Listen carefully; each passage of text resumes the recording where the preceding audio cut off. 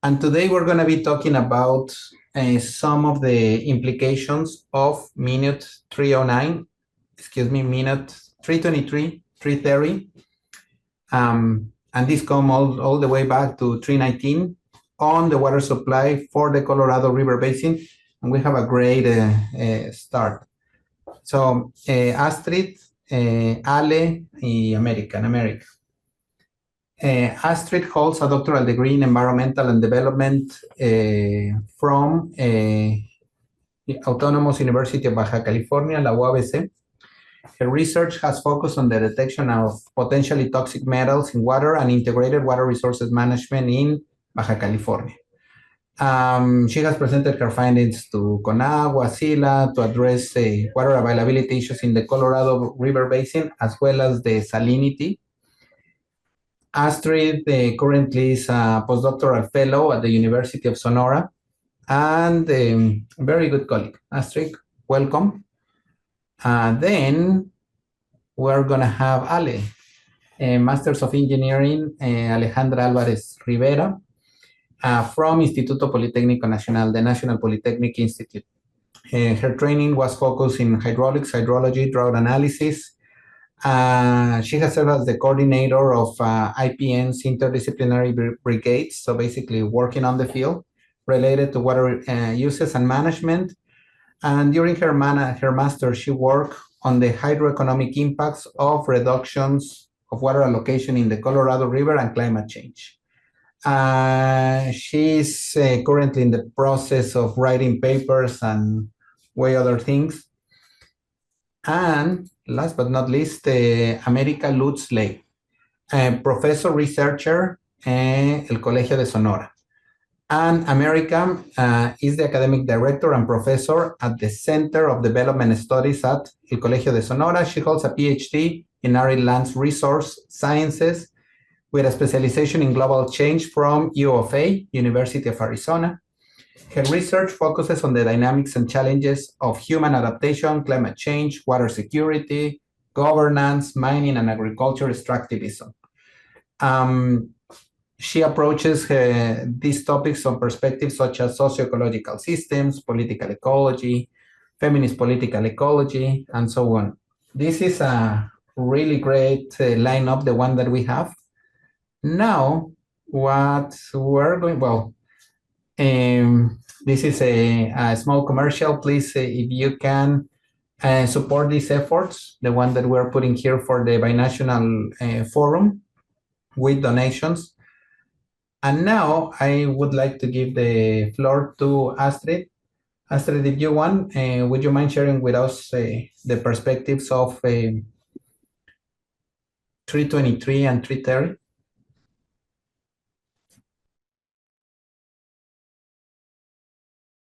Hi, yes, I'm going to share my screen.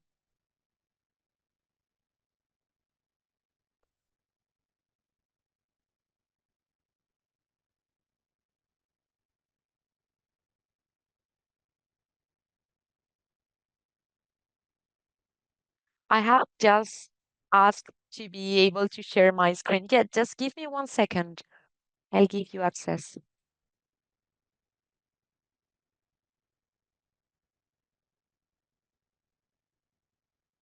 Just 1 second.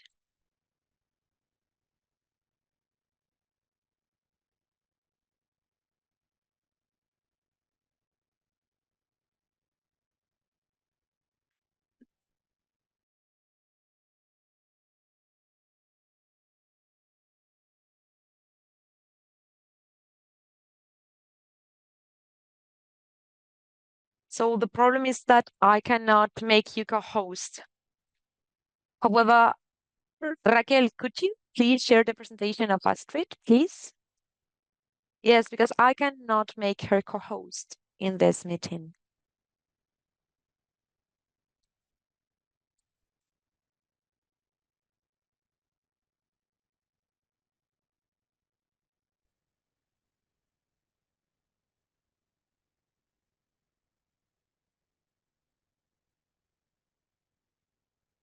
So are you going to share the screen? Yes, exactly. We can just share the screen. Yes, awesome.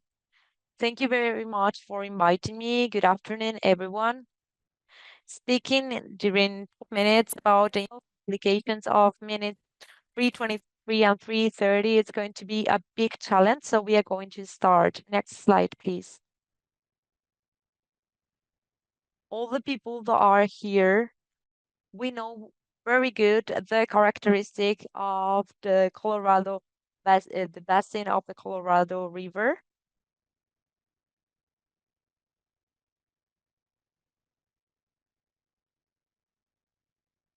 And we also know the 44 treaty, where we have this quantity of 1,850 cubic meters. However, the context of the treaty has changed from that moment because right now we are people and we also have to take into account the climate change impacts. Next slide, please. We can see these through the lake meet elevations. As we can see in the 2000, there was 100% capacity. However, nowadays it is lower to 35%. Who are the uses of the Colorado River? So over here we have the United States and Mexico, we have 9%, and we have Sonora and Baja California as well. And pretty fast over here, we had a short timeline of the Colorado River Basin. As we can see, we have the water treaty in the 1944. In 1973, we have some salinity problems. And we have the minute 242, where we are talking about a permanent and definitive solution. This is what it is written in the minute. And I think that those adjectives that are used are pretty strong, talking about something permanent and definitive. Then in 2010, we have the All-American Canal lining. In 2012, we have the minute 319, where they talk about reduction in water allocations and the importance on keep on doing efforts for water for the environment. Then we have in 2014 the Jules flow, and in 2017 we have the minute 323, where there's a new plan in order to reduce the volumes of water. And then we have in 2024 minute 330, where there's the expansion of the Colorado River temporary measures. And all this, it's going to give us a lower disponibility of water.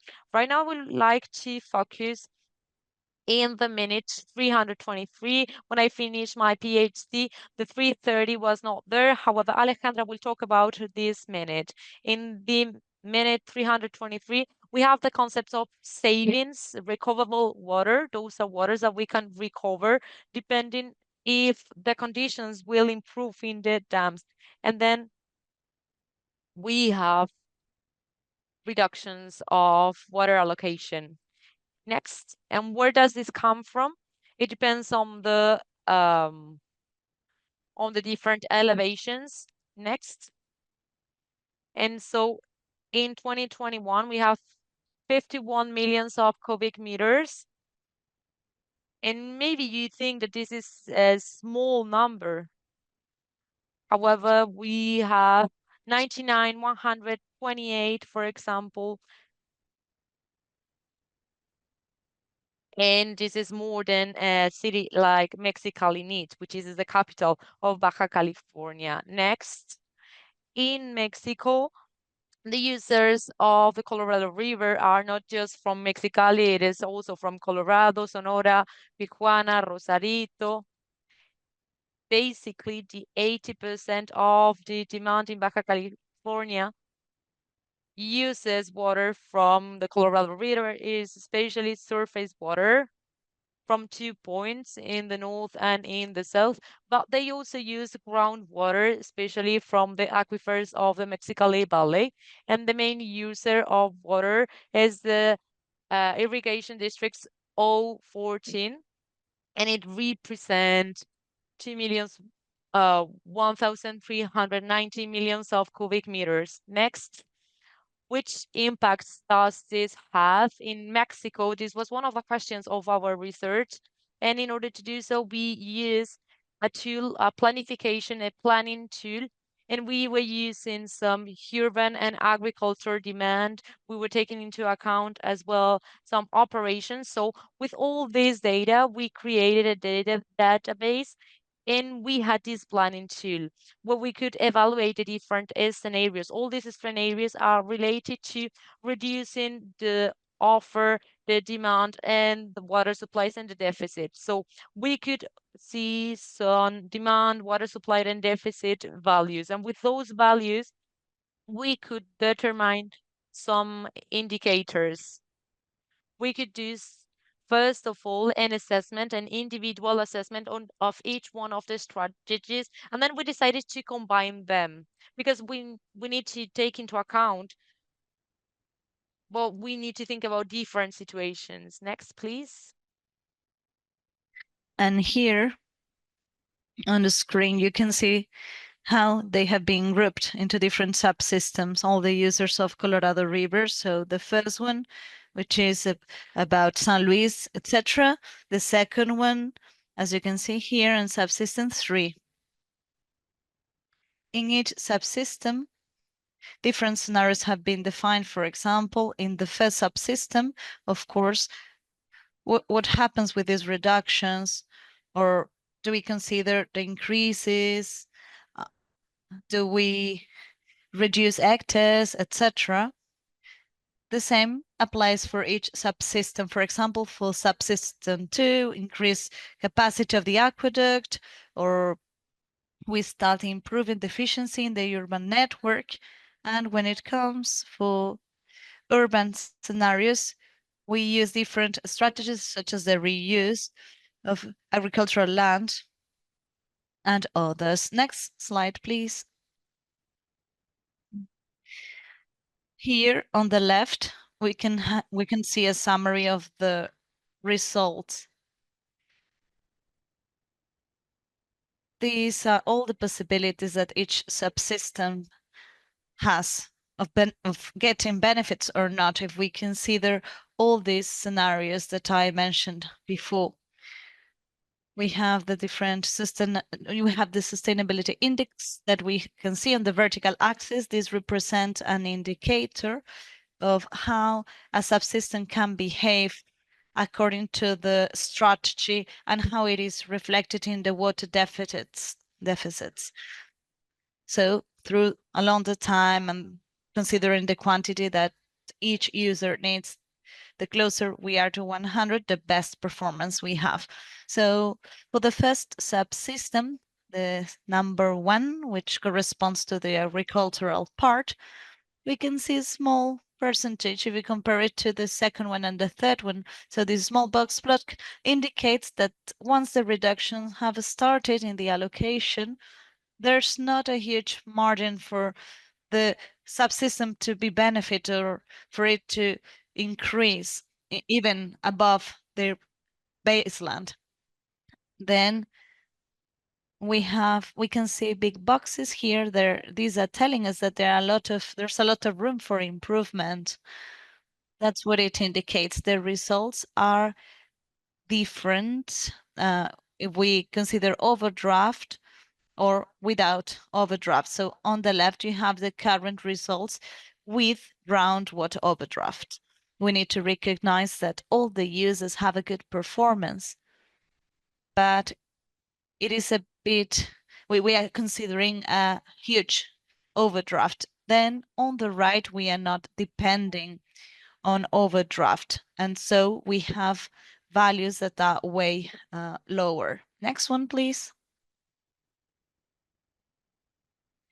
Here, we can see that as the level of reduction increases in the allocation, the sustainability indexes is going down. So we have a linear relationship. Next one, please. If we translate it into hectares, we have, as the reduction increases, we have like less hectares. We can reach less hectares. And demand plays a part as well. For example, in the first scenario, the first reduction, we are talking about a reach of 80% of the hectares, the total hectares. And this reduction that is raised, here we include all the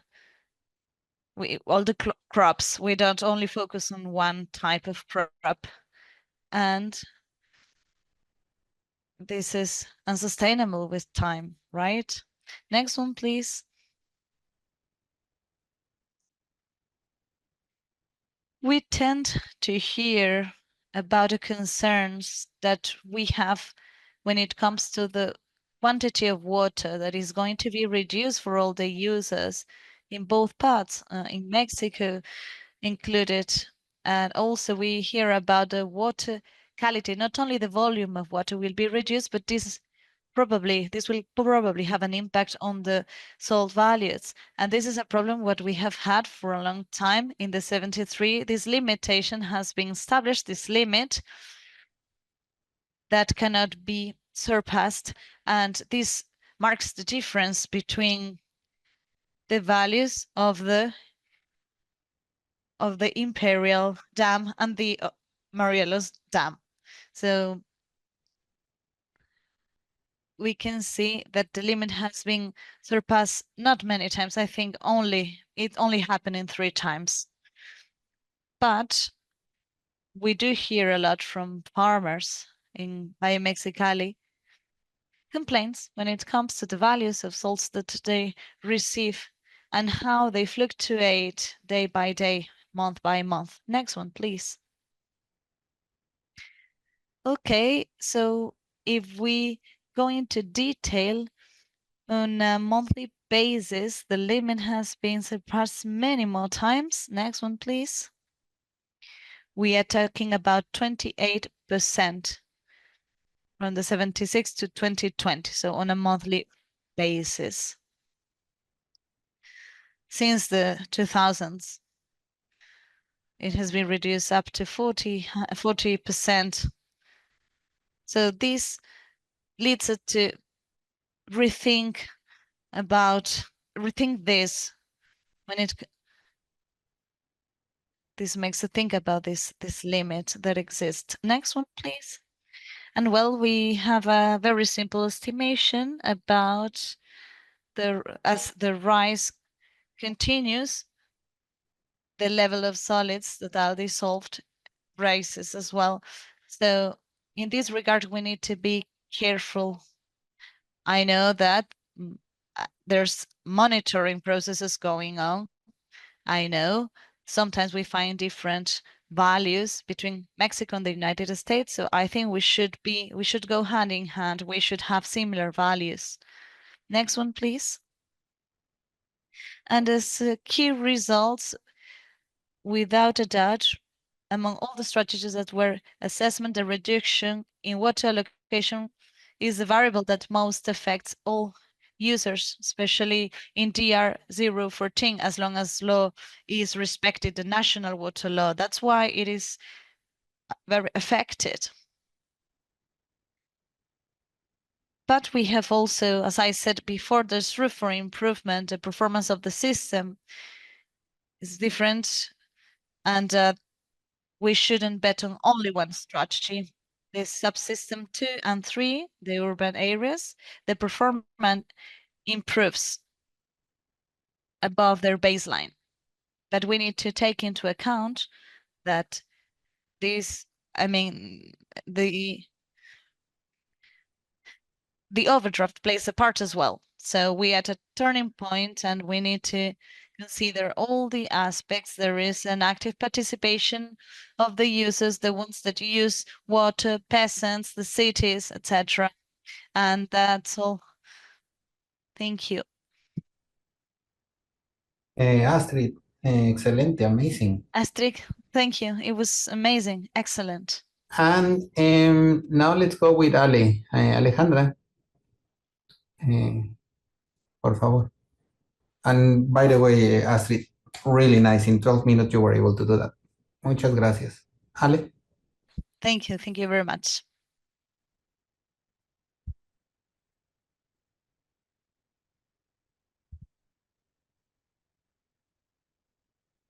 Good afternoon, everybody. Thank you very much for the invitation. I'm going to speak about the implications of these minutes from an economical approach. Dr. Astrid talked to us about the hydrological analysis, and we are going to talk about water supply and the sustainability index. When it comes to the economic analysis, different productivity rates were calculated for the users, the agricultural users, and we consider the water rates and the investments for different projects when it comes to the urban users. With these two analyses, we have this hydroeconomic model which was assessed in different subsystems, and we obtained the net benefits. So taking out the costs. So they were evaluated in the baseline scenarios, individual scenarios, and meta scenarios as well, or combined scenarios. And then we obtained the relation between the net benefits and the sustainability index that the doctor mentioned before. So she already explained how the system is distributed with the different subsystems. The user that obtains more water is the Riego 14 district, so DR 14, which corresponds to subsystem 1. And I would like you to have a look at the different diagrams so that we understand how the distribution of water among users is.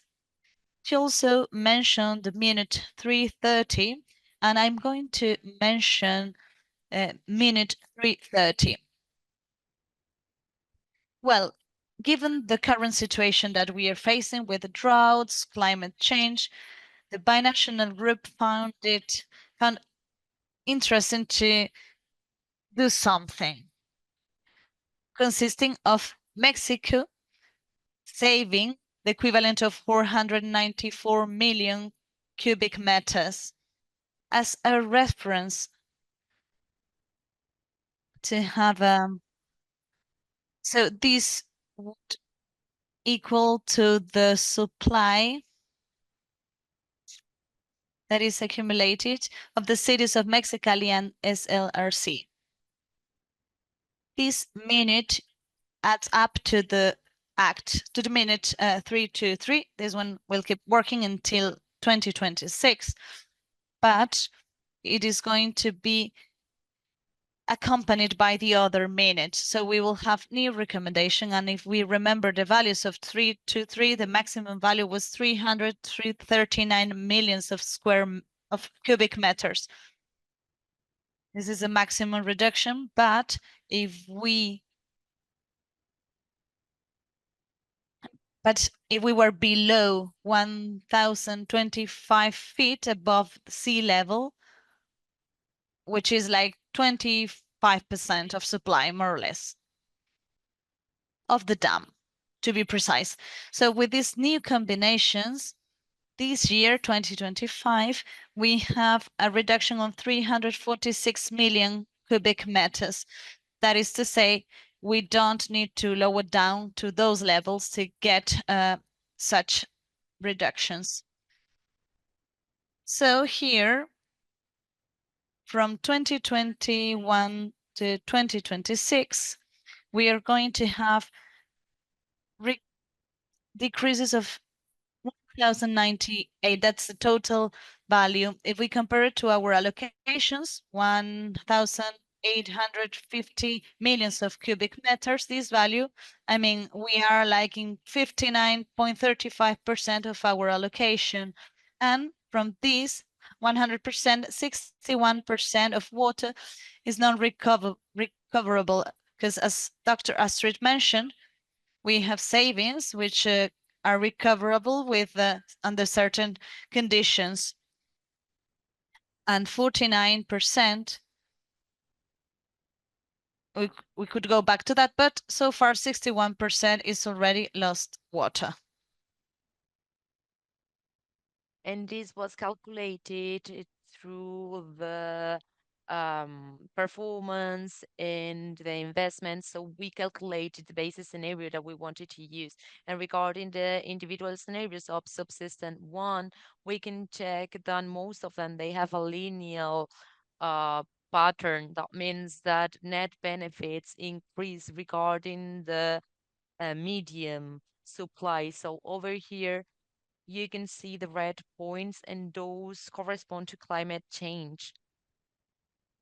That means that crops will need more water. However, productivities are going to be lower. And right now, I would like to focus on reductions, that is related to the minute 3:23 and 3:30. Over here, we can see it a little bit more clearly. So what we see that when the water supply is lower, net benefits go low as well. And this is what we where we are now. This is the last reduction according to the combinations that we saw before. So for this year, we have about 25-26% less of net benefits. And this, if we translate it into $1,000,000, it would be $168 million. And as data in this minute, the United States will grant $65 million to the Mexican government for the savings of 494 cubic meters. That means 200.50 pesos per cubic meters. However, for their own users, they will get 11.51 per cubic meter. This is way higher than the compensation received in Mexico. And we can also see some fees in Mexicali. For example, it is about 11.50, but that is in Mexicali. We can even talk about 27, or in Tecate that goes over to 32 the cubic meter. Then let's talk about combined scenarios. We have the red color that corresponds to climate change, to high climate change. This is the values of highest evapotranspiration as well as higher reduction. This is 346. And the green dots correspond to the lowest values of evapotranspiration and to the lowest reduction, which is 51. In the base scenario, we just think that climate change do not exist, which is not real, and we think that there is no reduction. And from 2021, this is not a real scenario. So we have optimistic scenarios for both cases, with higher emissions, lower emissions, or higher reductions or lower reduction. The optimistic scenarios means that we need to take all the actions. We are not going to think how much is it going to cost, we're just gonna do it. And as for the strategies that Astrid mentioned, we can think, for example, of the reduction of hectares. In this case, in the red dots, we are going to reduce the maximum, we are going to increase performance up to 10%, and we are going to increase the efficiency of the network 10% as well. And then in a conservative scenario, it is the opposite. So instead of increasing 10% the network efficiency, we are just going to increase 2.5%.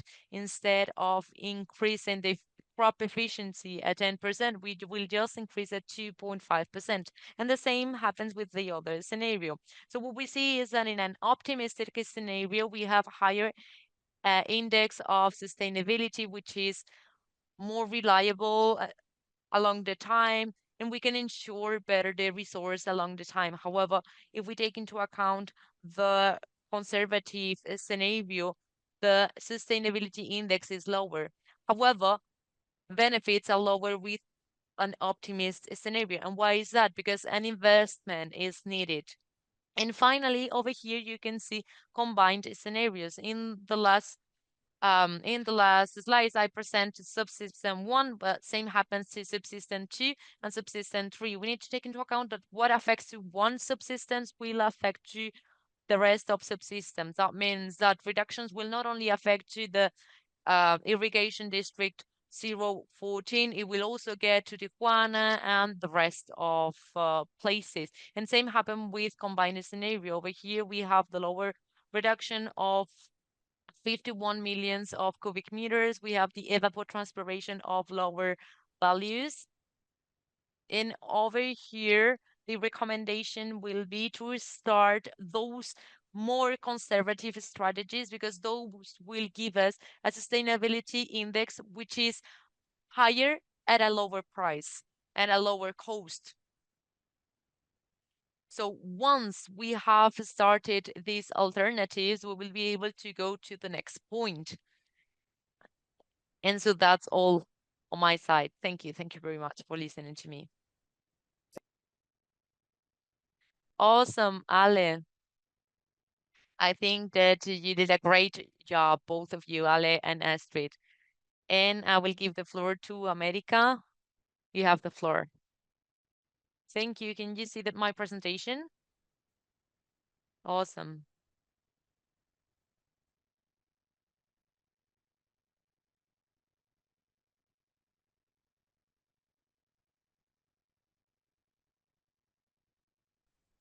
So I'm going to talk about the implications of minutes 323 and 330 on the Colorado River Basin. I think that the presentation that my colleagues did were amazing. They gave us an awesome idea to to talk about those implications. And I'm going to talk about what I call the political coalition. America, please. Just click on the globe and click on Spanish. Okay, so the globe, and then click on Spanish and select Spanish. Okay, just 1 second. So you need to see share, and then you need to click. So I have show meeting, for example. So afterwards, don't you have one that says interpretation? No, I do not have that option. So there's 3 points, and then it is written, no, stop recording, high video panel. No, just 1 second. So in the lower part, just click on stop sharing.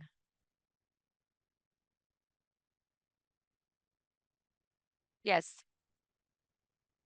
And then you go to the lower part of your screen on the menu and select Spanish, please. And then you can start. Thank you very much, America. Awesome. So share.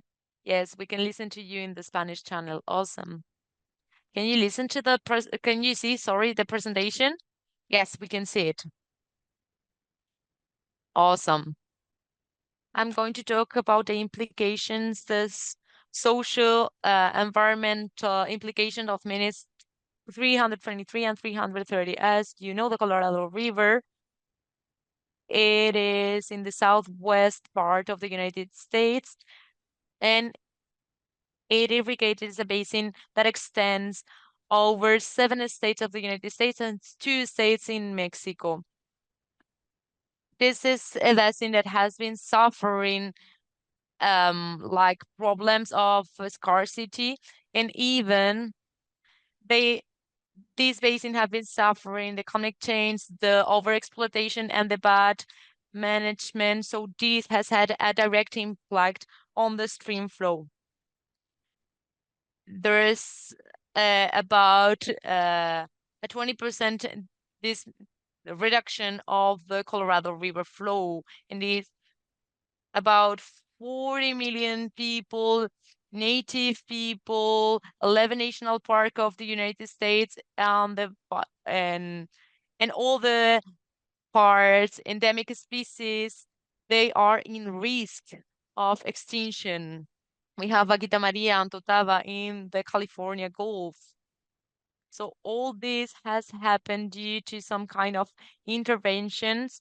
Among those 3 dams, 2 of them, they are two of the biggest of the United States, and they are capable of storing more than 2 years of the Colorado River flows. One of them is the Glen Canyon Dam. So those are the ones that have the reduction of water level. in that we can adjust both in the American and in the Mexican part. It is very important to highlight, and this is related to the implications mentioned by Ale and Astrid at the very beginning, that about 80% of the water for human uses goes to agricultural activities, farming activities. And this is not just in order to cultivate fruits and vegetables. It is also for cattle. So imperial valleys, Jua, Coachella, and the south part, the irrigation district in between Mexicali and San Luis, Colorado, this region, it is known as the salad bar of North America, and they are having virtual water exports in form of fruits, vegetables in the USMCA. Well, those are things that we are going to talk about. And outside, of course, they also do export to Asia, to Europe. So this concept of virtual water refers to all the water that is inside products, services, and processes. And we need to take into account production until transportation and the commercialization of products. And why it's important to take into account this context, this term, because we will understand the quantity of water that it is used for different activities. And this depends of market. This is really important. This is why there is water conflict among users afterwards. And I'm not going to say a lot of things of that. Mexico receives a part of waters of the Colorado rivers. Since 1922, we have the Colorado River Compact, and there was a bad estimation. There was 100 years of extraordinary rainfall. However, time after, with different analytic methods, we have seen that there has been some calculations made badly in the flow of the river has gone lower and lower, 11.3 acre feet even. So just imagine how is it. The Treaty of 1922 was actualized in the Water Treaty in 1944. In this slide, of course, you do not have all the treaties, but what I want to show you with this slide is the role of the scientific and water diplomacy through binational agreements in order to deal with all the problems of the basin, Colorado River, the Rio Grande River, and the Tijuana River as well, and the Rio Grande. So the existence of the IBWC has been critical to surpass any kind of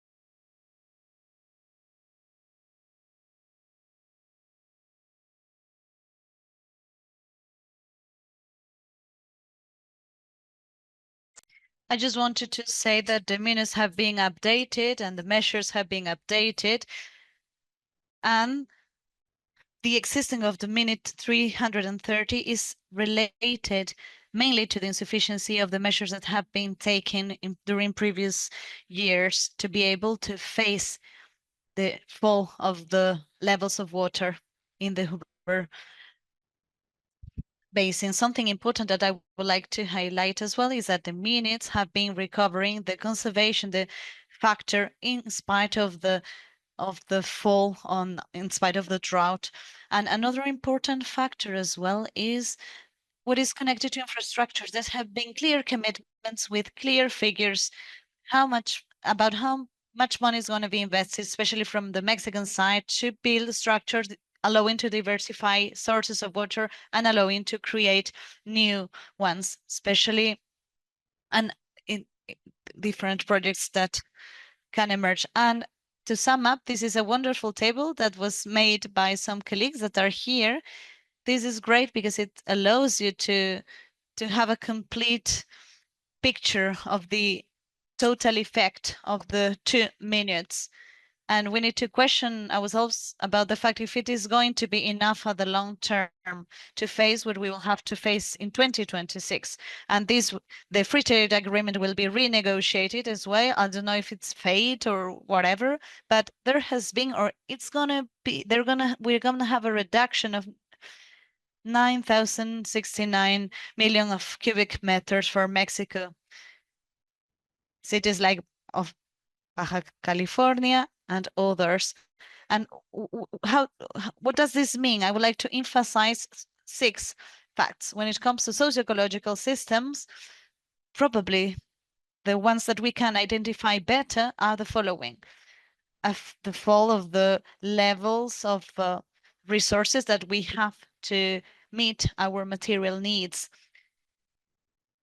And us as people living in the cities and in the towns and also the industrial processes, how are they going to be backed and how are we going to hold this nexus, this trade-off between production of food, hydroelectrical production and water supply to rural communities. At the same time, we will keep suffering the effects of climate change. There are very harsh policies in immigration, and for Mexico, it means a floating population in urban communities that don't have water any longer. We are seeing that in Tijuana, in Mexicali, but this is repeated too in other sister, in the border cities, as we call them. So beyond these 4 aspects, there are 2 additional ones that are very critical. And I'm talking about global systems.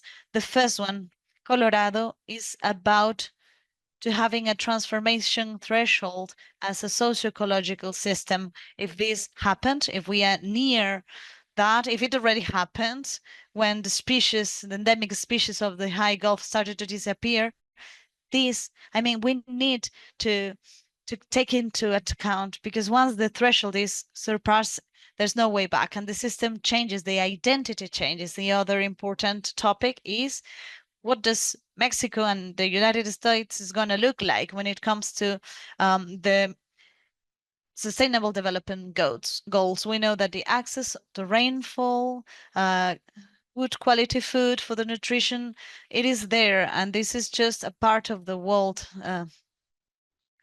And then the other issue that I wanted to bring here, I said, okay, I don't have a lot of time, but I would like to mention that this political coalition between 2 basins that are differentiated when it comes to their management, but through this type of administration that is happening, they collided a few years ago. And with the Texas governor, they said like they don't sell water for Tijuana from the Colorado River side because they didn't pay for the Rio Grande, Rio Bravo side. So it is true that, it has been ongoing for years and years, this war in the borders.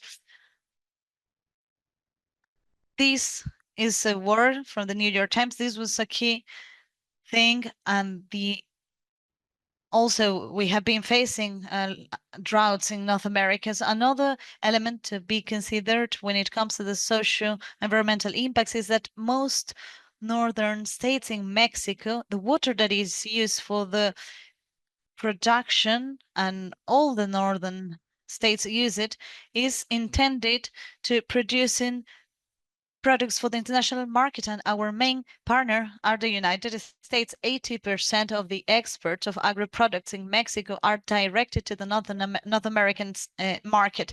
This is even more remarkable in the case of beer. We could also mention fruit and many other things.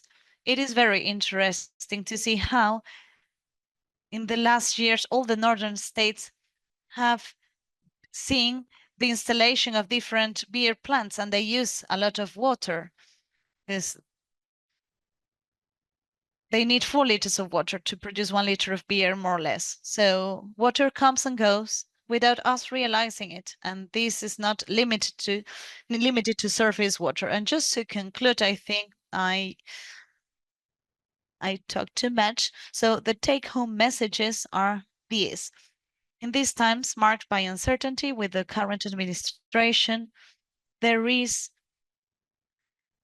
both basins are united and the system entering into a political negotiation that is surrounded by economical considerations. The second point is that we need to make visible the invisible waters. Either we call them virtual waters, groundwater, containing the products that we trade between the different nations. And third, the existence of IBWC needs to be protected, needs to be ensured. We need to support them because this has allowed the reduction of the imbalance of and the asymmetries of between the different countries. And finally, we have the data, we have the technology there,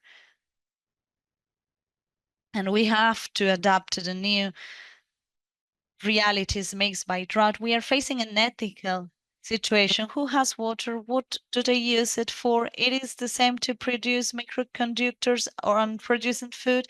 Food should leave the region or not? Should we export livestock from the desert? These type of considerations that are more about distribution and environmental justice.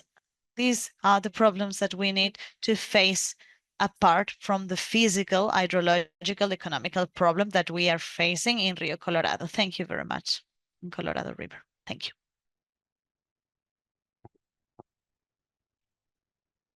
I'm speechless. Great. All of you have done it great. So let's do this.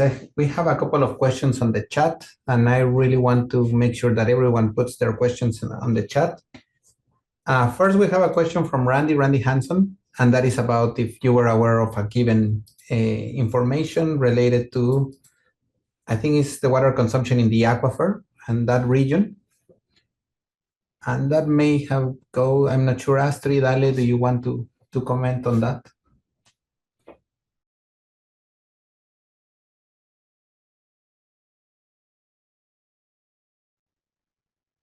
Yes, I can do it.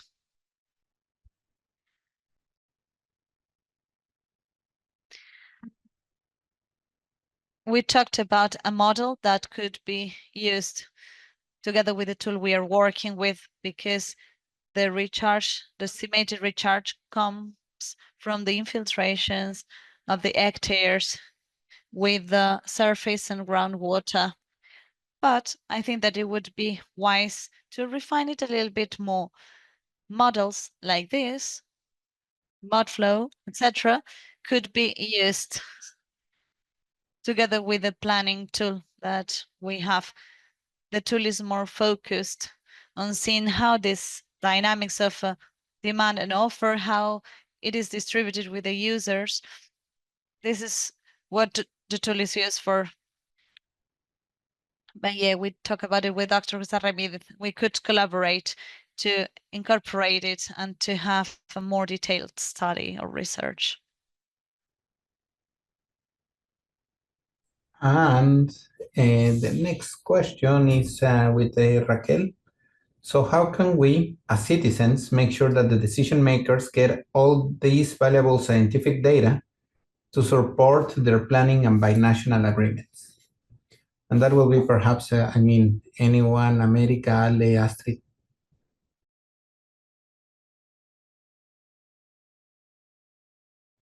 I can reply to that question. So something very important, for example, the SILA, WWC functioning is through these working groups that are in networks with other government organizations, public social organizations as well. So I do believe that the the flux of information is more efficient when you bring all these people to the table. The decision shouldn't only be taken by the ones that are in power, but I think you should extend this to all the people too. There is a very interesting mechanism that is stated in the minutes that we mentioned, produced every 2 years as hydrological study of the system of dams of Colorado River, and this needs to share to the Mexican SILA so that they forward it as well. So I think that it can be more difficult from the Mexican side because of the decentralized structure of the political system here with the Sheinbaum administration. It's even more centralized. But what do we have now? We can invite all the stakeholders that are involved, and we should be able to use data. Thank you.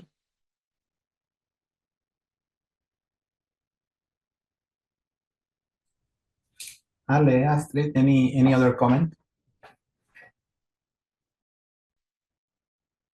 Yes, with this type of events, we are showing the results. We are showing the results of a study that has been done by different people, and it is backed by many researchers. The work that we are showing wasn't made within a day. We have been doing it for a long time with a lot of scientific support as well. It is important to show the results in forums like this. It's a way of getting closer to the ones in charge of making the decisions. And just for the record, we also for Ale's research, we sent some emails to SILA to actually ask them if they wanted to listen to these results. I think, Astrid, if you want to also share the work that we did on your PhD to share this information.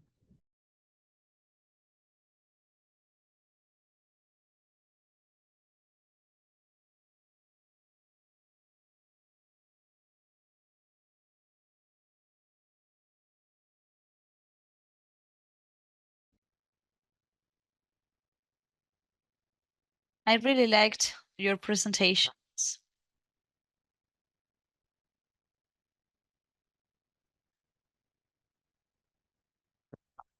What is very relevant here is that the reductions already exist. They do exist. What do you think will happen in 2026? So 1 year later, some of the minutes will be there. And also the conditions in the dams and the uses.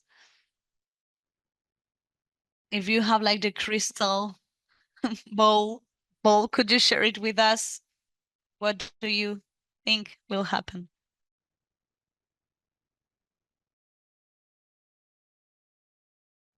Shall I start? In the social political part with the environmental connections as well. I'm not that focused on the modeling of the effects that can be measured in the system. But for example, the movement of the United States in political terms is not exclusive of the United States. Now there's Donald Trump, but this political ideological system leads to these governors existing. And we are seeing them in other countries too. So it comes from a tradition of collaboration in the continent. I mean, I'm referring to all the continent, not just to us. There is a tendency to nationalism, protectionism, closing borders. So I feel that there will be a lot of difficulties in the future. There are diplomats to fix this. Scientific information exists. Let the data speak for themselves. The level of the discussion is elsewhere, you know? And this is very worrying for me. we are not paying attention to the scientific arguments of the assessment of both river systems, and everything is falling in this short-term dynamics, this single thinking. This is a very complex system, and this is worrying. I don't see a bright future, to be honest, talking about political terms, but there is something else. There's climate change. Let's see what it brings to us. For sure, there will be reduction of water.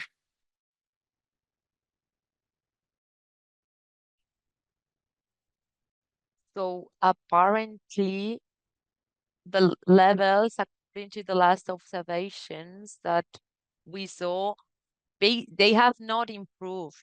In 2026, these minutes will be over. So what's going to happen after 2026? What is going to happen if the trend has been that one? Okay, we are going to reduce water because we are not getting to those levels.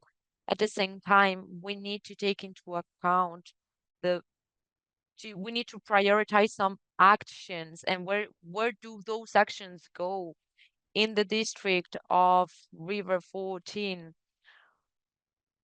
we need to see what is the portion that gets more water, because sometimes they were criticizing all the performance of crops. However, crop are not the final products, because most of them they are used for cattle and for animals. We know that that goes to produce meat, to produce milk. So that is the final product that we need to think about. It is not like alfalfa, for example, or cotton. So if we go through that, we are never going to win cows, of course not. This is why we say that we need to change our mind, and we need to prioritize where resources are going.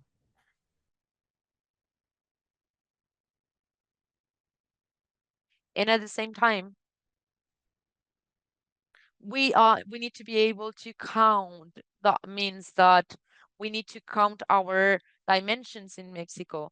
We need to understand how much are we using in each irrigation module. We need to count the quantity and the quality. I highlight it again.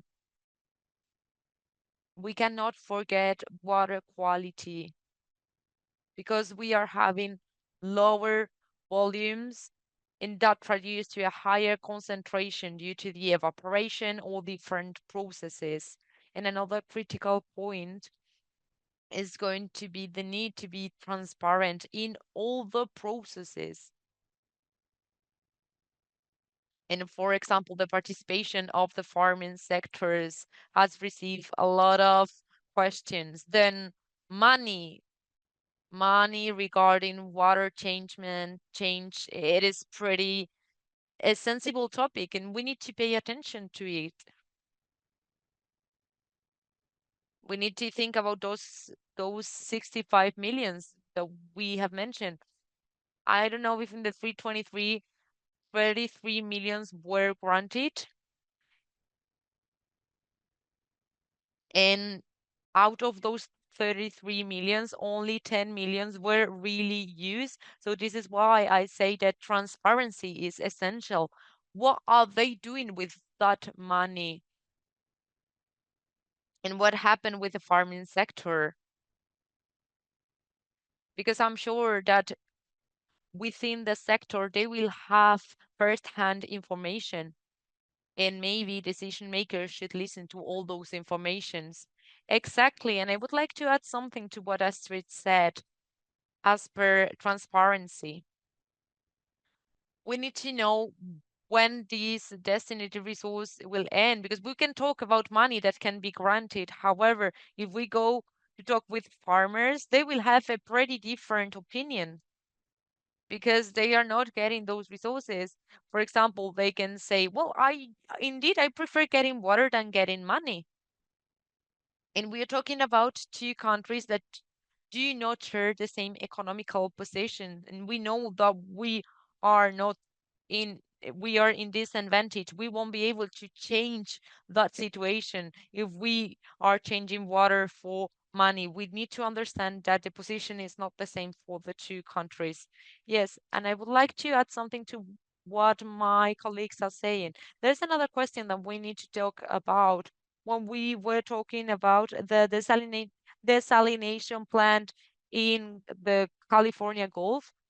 In Mosillo, we have a management water efficiency of less than 50%. So that means that there's a lot of quantity of water that it is not utilized or even thrown away. And this is something that happens in the whole Mexico. So are we going to introduce this huge system in the California Gulf to give what? To put it into a bottle where there is no end? Are we going to just think about supply measures and not about the demand control? And we are thinking about where could we get what we need in order to maintain our Gulf terrains and the beautiful water fountains that we have in Las Vegas. I'm not an expert. In Phoenix, for example, we have a solar plant, and we need to think about the energetic transition. Where are they going to get the water in order to survive? And is it okay to take water out from local people just to supply a machine from people that are millionaire? This is what we need to think about. I don't know if Astrid wants to take the floor, but I would like to add something. Okay, this is coming. When we did the hydrological analysis, we could see the following. Not only in Baja California, we saw that there was an efficiency of networks. One of the results of this analysis is that before thinking about different resources such as desalination plants, we got the numbers. We have the article. You can check that out. So before thinking about all the things, what increases the sustainability index was to improve the efficiency of the distribution network. And of course, we need to talk about priorities. You were mentioning the Gulf terrain, for example. So if we talk about where water is used in Mexico, of course, it will be for farming and urban use. In that case, we should take a look at that. Sorry, the conversation is super. It's very nice. I want to go back to one of the comments that America did that goes to the question of Jack Schmidt in terms that, so we are having cutbacks, we are having reduction in our water allocation. So given that that is happening, how likely you think water can be permanently reserved for the restoration of the delta or not? So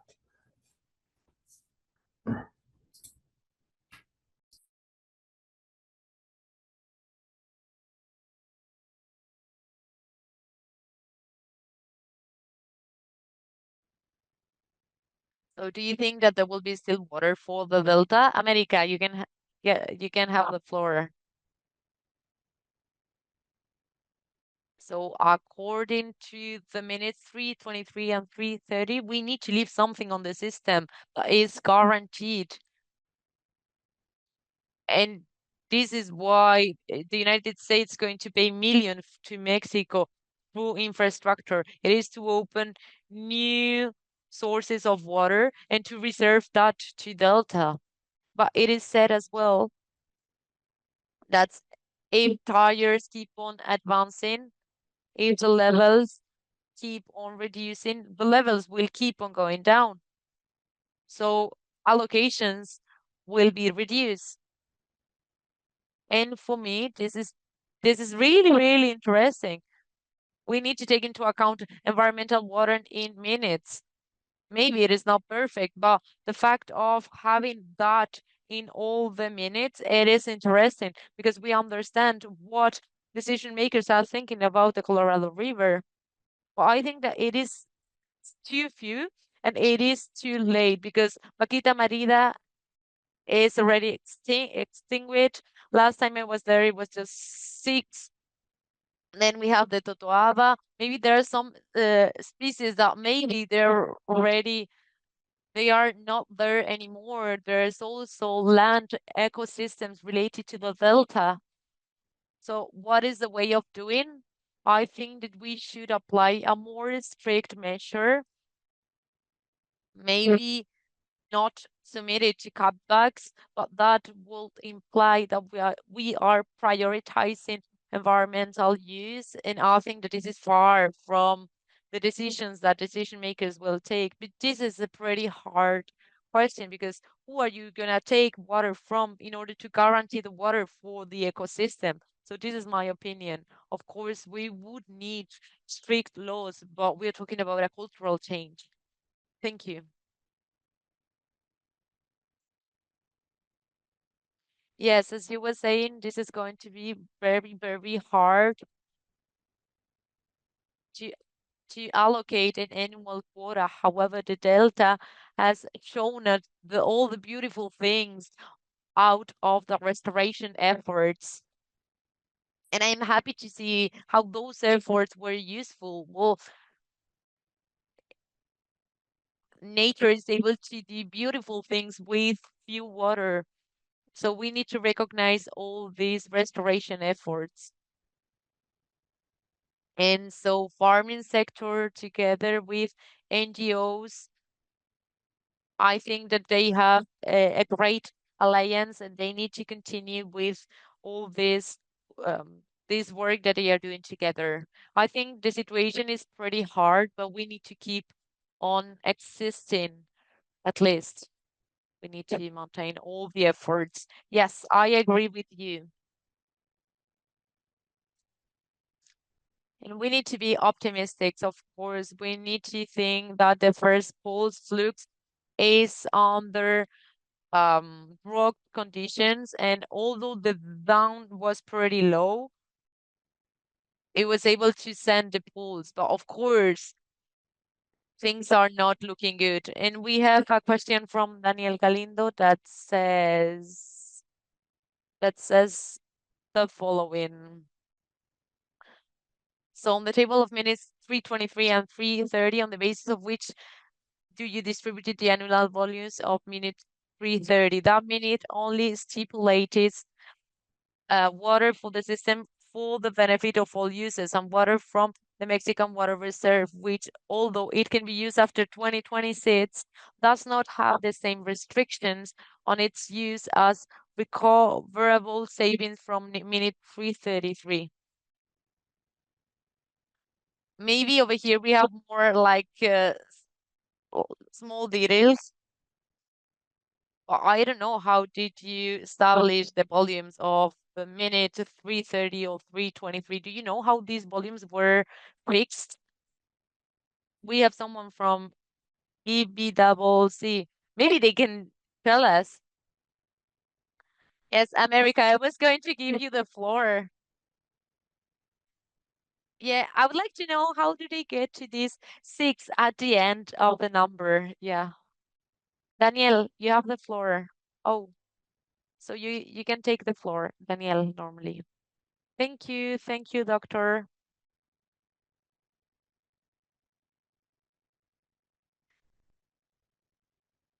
I'd like to thank the presentations of the doctors. I think that many points are super interesting.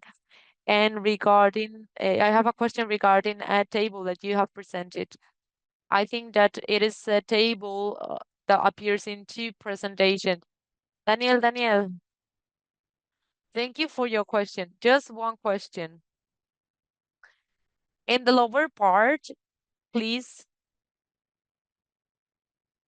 in the lower menu, click on the glove and just go into Spanish, please, because like that, they will be able to listen to you in Spanish.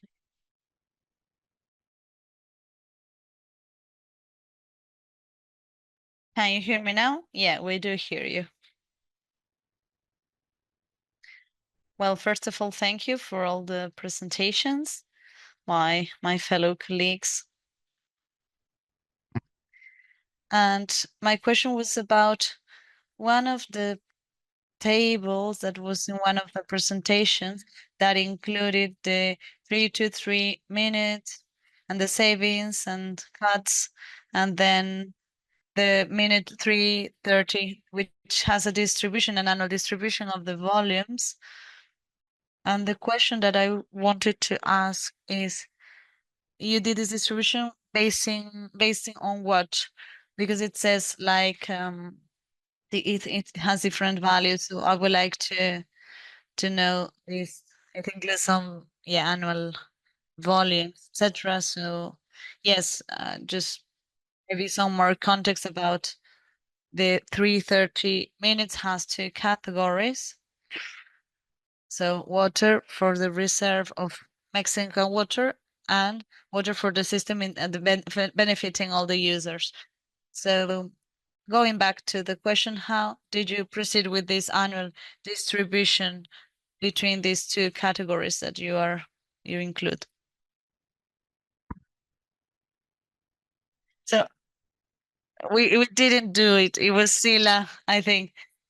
No, the thing is that in the article or in the note, maybe it's in the Binational Forum, Astrid, Sam, and Pollock, and I think that is referring to the volumes that are, yes, if not, I can show it. I can share my screen.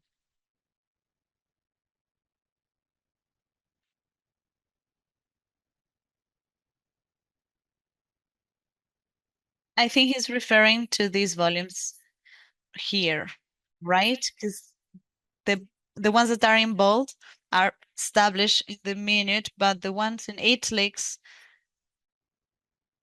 are the proposed ones.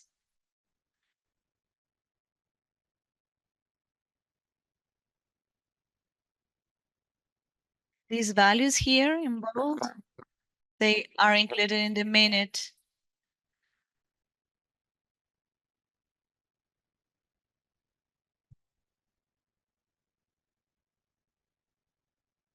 Yes, so yeah, Daniel. Yes, the values in bold. Ale, could you share it again, please? The annual values. Would you assign that benefits for, I mean, some of them are recoverable, the first column where it says savings. The second one, which is conservation, it is like all the users would be benefited. But if this water stays in Hoover and is not tagged for Mexico, it is tagged for someone else. I mean, someone is gonna take it in Hoover. So yeah, it is true that the benefit would be for all, but it's the one that remained in the United States for their own benefit. Danny, can you hear me?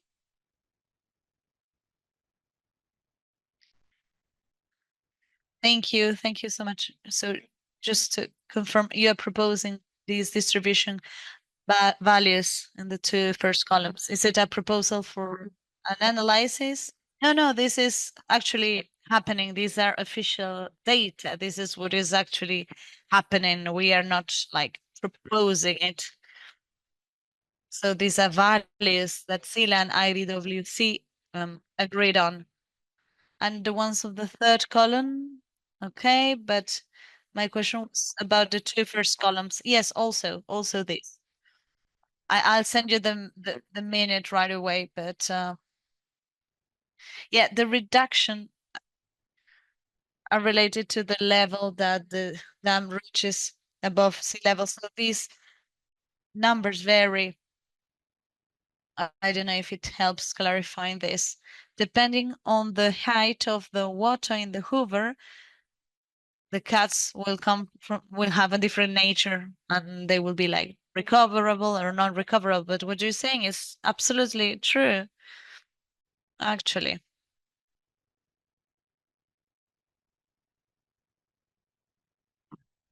Thank you, Daniel. And I'll send you the minutes right away. Are there additional questions? Let me just have a look. So now here we have a question from Eddie, and basically says, a silly question, but if we're talking about crystal balls, which portions of the 1944 treaty holds greater socioeconomic value between the Colorado River deliveries to Mexico and the Rio Bravo deliveries to the US? Okay, that is a very tricky question. I can start kind of working on that one. So, okay. So if we're gonna be talking about money, I think the one that has the largest economic output in terms of agriculture is 014. Irrigation District 14 as a single one, when you're comparing it to the Irrigation District 25, Bajo Rio Bravo. So that will be one of the comparisons, right? That will be the economic. The social, I think that water, I mean, should be shared between all the different communities, all the different cities along. I mean, it's not that has an infinite value. If you just take water out of a community, then the value becomes infinite. We need to provide water to people. I do think that,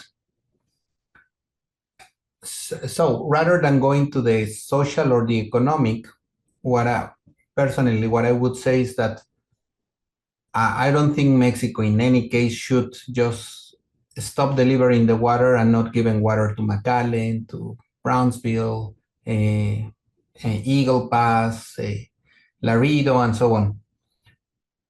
And I think it's the same. So I think rather than just thinking like so if we're just gonna use the economic value to provide water, we're making the rich richer because it's the one that provides more economic.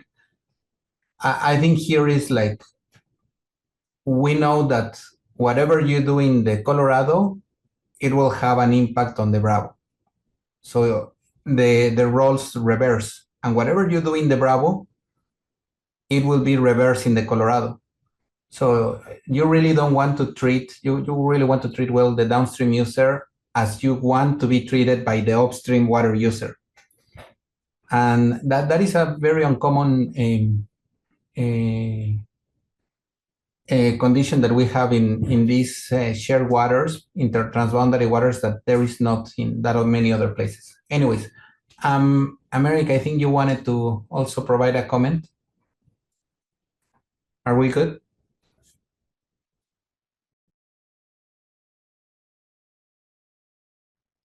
Yeah, I would like to say that depending on the indicator, the results are also going to be different. Because if we think that California is supplied by water from the Colorado River and you have the high tech there, the cost is going to be very, very expensive. So we cannot even compare it to fruits or vegetables. But I say, okay, but we eat those, right? So it depends on the indicators, it depends on the criteria, and it depends on how broad this comparison is in terms of what product versus what product, if we are thinking in economical terms, or what communities, what native communities against what native communities, or what small-scale farmers, etc. So to me, Texas says that if we haven't paid our part of water, no, they opened the key to the Colorado River. That's the argument. And I think the federal administration narrative is like the world. I mean, we need to recover the status that we used to have, because when you see the consumption index, to live like an average North American, we would need 5 Earth planets if we wanted to live like that, with those standards. And I mean, we're friends.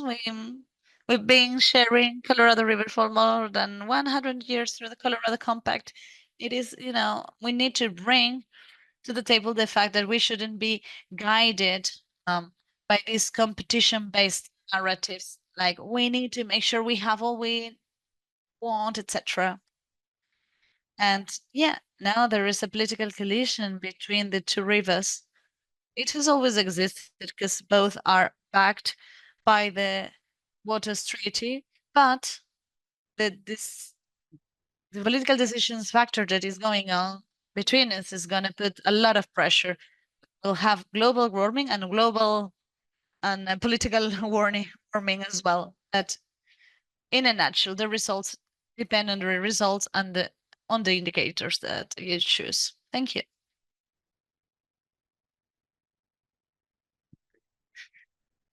We are approaching the end of our meeting. And yes, there are several questions.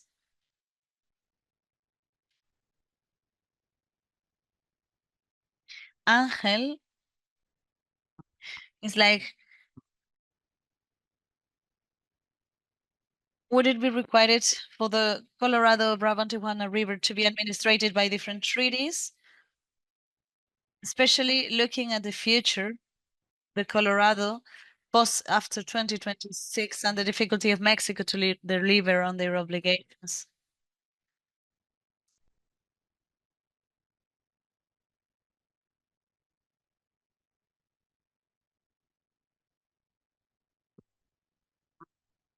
Angel, in my opinion, it wouldn't be good to stop this link. It keeps us in a good check and balance. As I said, if Mexico doesn't deliver on their obligations with Texas or Bravo, the same arguments can be used by the seventh state and the other way around. If the United States don't deliver on that, Mexico can, I think this has led us to a great balance. Unfortunately, though, there hasn't been. I mean, I'm very sad about the Bravo situation, especially when it comes to the lack of water.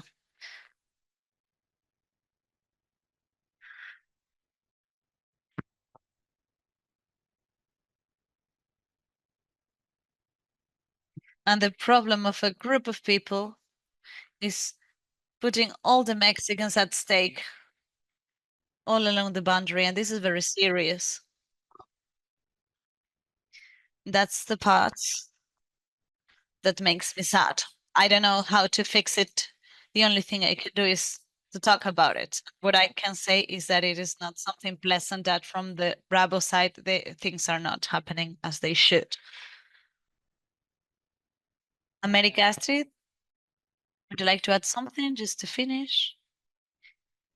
Yes, about that last question, I think it is a question that I've asked myself at some point. It would be feasible, but especially for Colorado, I think less, because in that side, they would have a disadvantage. Baja California had a disadvantage in the Colorado case. So yeah, it's exactly what our colleague has said, the fact of having a balance of the priorities and advantages that they have over water on one side and the other. That is what that make these binational agreements hold. If we just had one of the rivers, the reality would be that we wouldn't be able to offer from one side. That helped having negotiations, and no, I don't think it should be a good option. It would be a good option. I don't think so.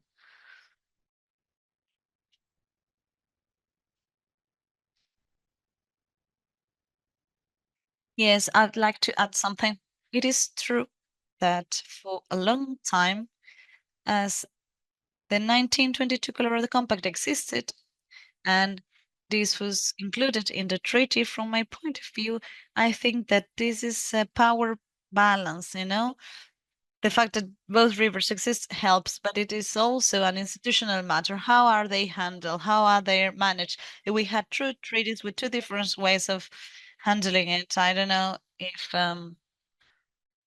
if some would make some decisions and both actually are depend on one treaty based on diplomacy. Sometimes it doesn't work.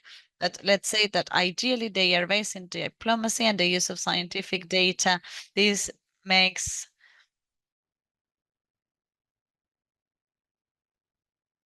a balance. Texas is very strong.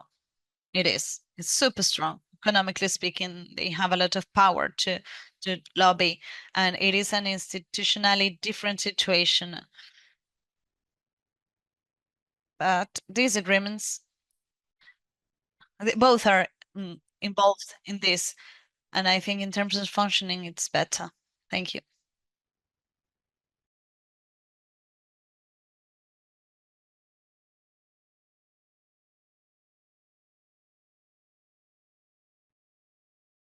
Astrid, your last comment.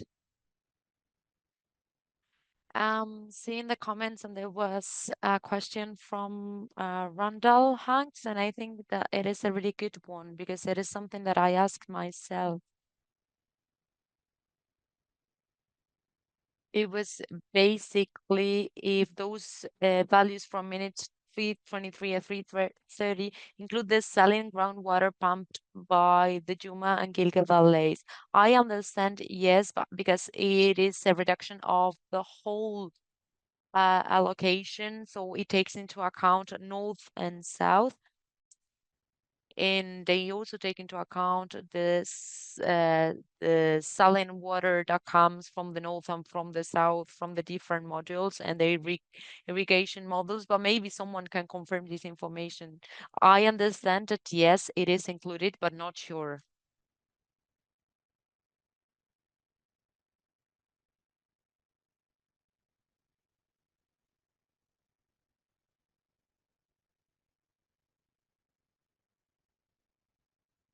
So we have a question to think about, and I'm answering to other questions in the chat. Thank you very much. I'll switch to English now. Thank you, everyone. Thanks everyone for being here. An amazing science talk. I think this is one of those science talks that definitely is good that we recorded, and I'll be definitely watching it again on YouTube. America, Astrid, Ale, thank you so much. Muchas gracias. Thank you so much. And thank you everyone for being here.